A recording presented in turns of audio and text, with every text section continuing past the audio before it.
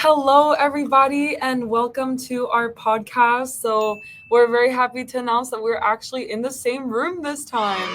I'm back in the US. Jerome is in Atlanta. So, this episode we'll be recording live together. So, thank you all for joining us, for tuning into the videos. Without further ado, we will go ahead and jump right into today's podcast. So, today we are going to talk about a pretty important topic for us because, as you know, it's great to build new habits, to get smarter, better in your business, etc. But you also have to unlearn some habits that could be holding you back. So today we're going to discuss 5 things to let go of to move forward as an entrepreneur. I will let Jerome go ahead and start first. So Jerome, what is something that you feel that you have to had let go of to move forward as an entrepreneur? Fear. So the first one for me is fear.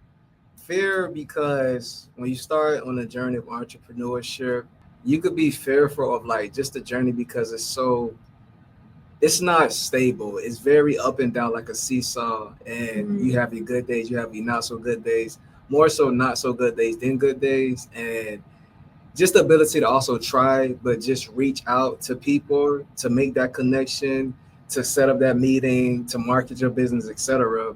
That's been one thing that I've had to let go of and just get confident within. So I say fear for me. That's the first one. How about you? Yeah, no, agreed. I like that you mentioned fear because fear can really hold you back from a lot of things in life, especially in business, like having that confidence to go out there, put yourself out there, and believe in yourself, your product, and your service. So letting go of fear. I'll jump into one of the things that I've learned, and it will be not delegating tasks to move forward. So this is something that can really hold you back. It's really important to be able to delegate tasks in business. So if your core competency is within marketing, you might want to delegate something out there, like maybe your accounting, or maybe you want to delegate your project management or something so that you can focus on your core competencies. And don't be afraid to work with contractors. Don't be afraid to delegate tasks to other people, because the more you feel like you have to take on everything that is happening, you're not making good use of your time and you're not valuing your skill set and your core competencies. So definitely take care of what you are skilled at. That's a great one. That's very good. It's kind of a challenge to go from being hands on to then being hands off. That's actually something that I probably could say would be something to let go of, but I won't. Yeah. But that's a good one. So for me, the next one would be a lack of confidence within. And I say that because, again, entrepreneurship and just being an entrepreneur in general is a journey that everybody don't understand, in particular those who are close to you, because they just don't understand the vision, because it's no security and it's very like up and down. So that can in turn lead you to not be confident in what it is that you are doing in the business that you have or service that you have going on. And so that in turn can lead you to just have fear, doubt, whatever it is that you may have going, etc. As far as marketing your business, taking it to that next level, etc. So yeah, that's one for me, a lack of confidence within. Have you ever dealt with that? A lack of confidence within as an entrepreneur? Yeah, absolutely. I think like sometimes I feel like I'm not as seasoned as other entrepreneurs, so that can cause a bit of self-doubt when I'm in a room with someone who's more experienced than I am.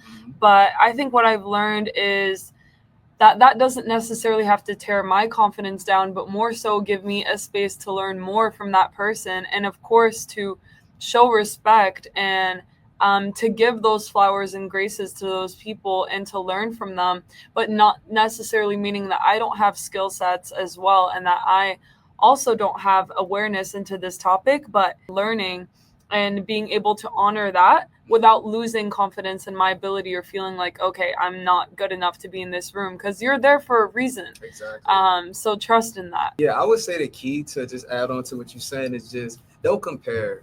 And I think that's probably the number one thing that as entrepreneurs, but as humans, but as entrepreneurs, we tend to compare our journey compared to, for example, somebody who is more established than us. You got to remember, and I was just having this conversation yesterday with someone, that actually everybody has their time. You got to remember that. And when you compare, that's when you lose. You already lost. So never compare. Just as long as you're Yeah. doing what you need to do and putting in that work and doing it the appropriate way, your time gonna come. So that's all I Yeah. just wanted to add to counter on what you said. Definitely. As they say, comparison is the thief of joy. Absolutely. So, okay, I'll go ahead into my next one. And this actually relates to Jerome's point that he just made about confidence and everything. I would say another thing is waiting for permission or approval from others. So, when you're waiting for permission or approval from others, this is something that can really hold you back because people are not going to see your vision in the way that you do. And their recommendations are going to be based off of their life experience. And you really have to trust your gut and intuition in a lot of things, including business, including your life direction as well. People are not going to see things in the same way that you do, and they're going to perceive it from their perspective of what makes sense for them. So, with that, building that self confidence that Jerome was talking about, that will also entail in like not waiting to be told, okay, yes, you should start this business at this time, or okay, it makes sense right now. Of course, other people's opinions, you can take them with a grain of salt. You can learn from it too. Maybe someone is saying something for you that will actually help move you forward. Yeah.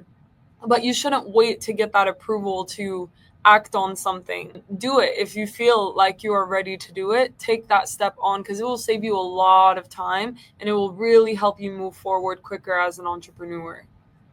That was a gem right there.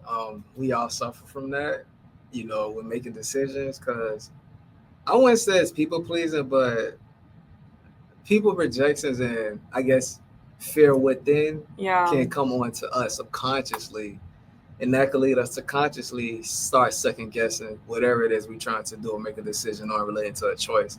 So that was a very good one. Thank you. Yeah, for me, my next one, it's funny because it's kind of in line with what you just said. So anything or anyone that isn't aligned with where you are heading or aspiring to go. Letting go of that. So you know the saying, everybody can't go. Mm-hmm. When you are an entrepreneur or just any career that you are in, when you are trying to just do something, not even being related to money, but just you have a vision and you want to create impact. Everybody's not going to understand that. And people in your circle who aren't understand or who aren't understanding that, you got to let them go, because it's all about alignment is very important.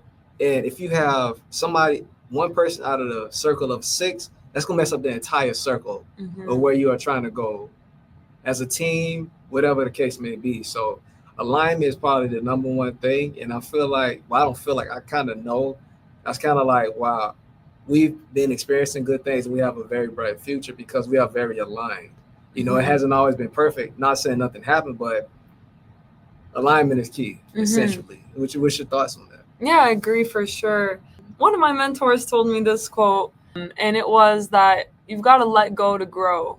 Yeah. So, and you've got to go to grow too. Yeah. So, and then also, of course, people are here for a season, a reason, or a lifetime, is it? I think that's it. I don't know. I don't know the exact quote, but something along that line. Because, yeah, sometimes, you'll have somebody in your life for a particular season. But over time, you guys are not going in a direction that's aligned. And that's completely okay. It's no hard feelings. It's no hate.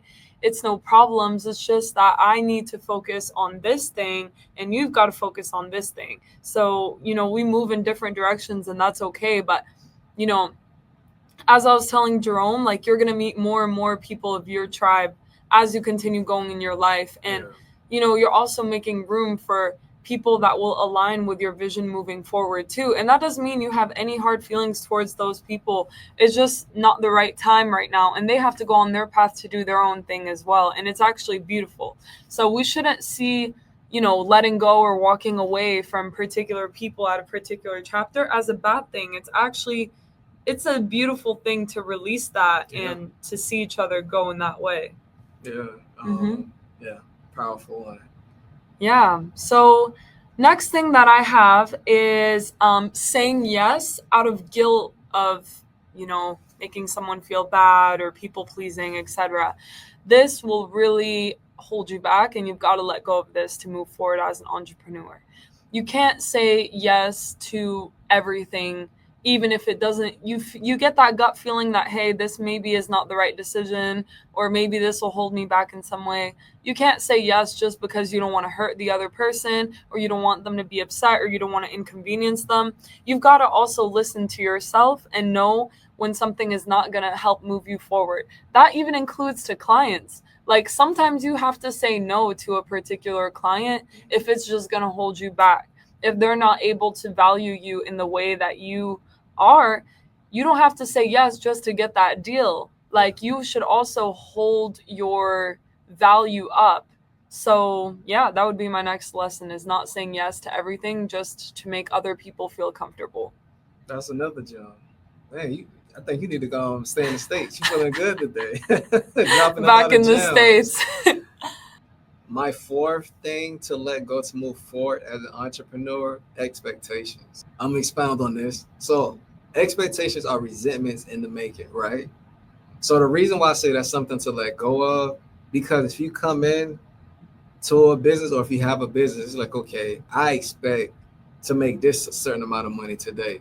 It's a difference between saying I have a goal of making this amount of money today to where I expect. Because when you expect, you put too much pressure on yourself, and that pressure will lead you to not perform and execute how you're supposed to execute in order to make that goal come to fruition. Does that make sense for you? Yeah, that does make sense. Yeah.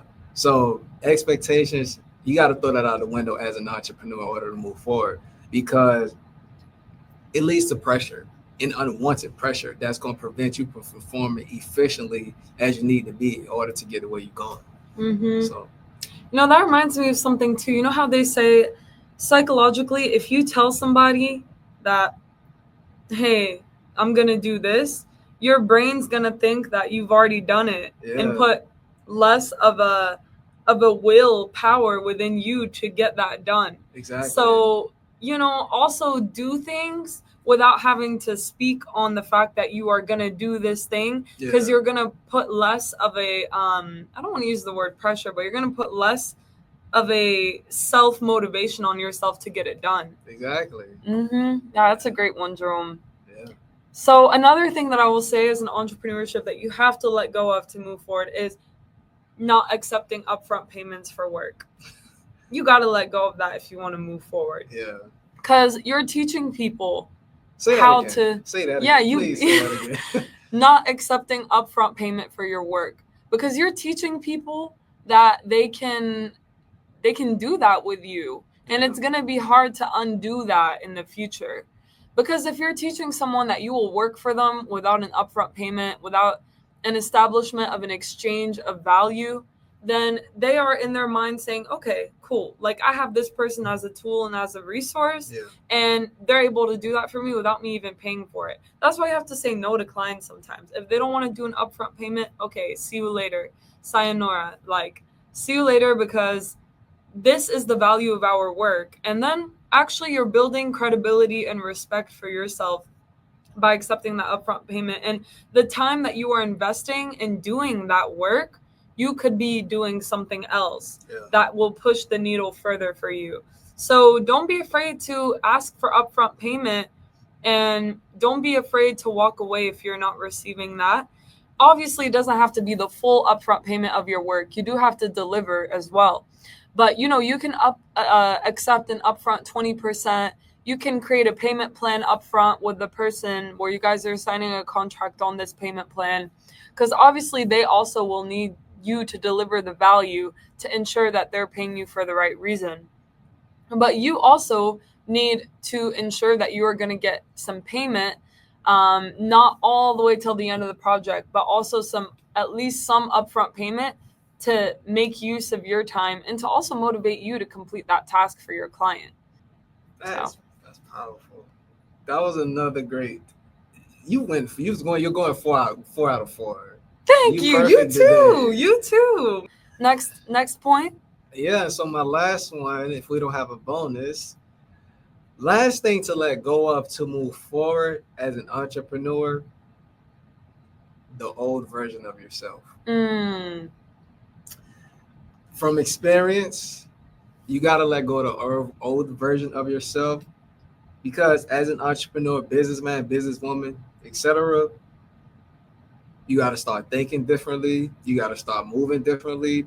The music you listen to, it has to change. The places you go, the environments you set yourself in has to change.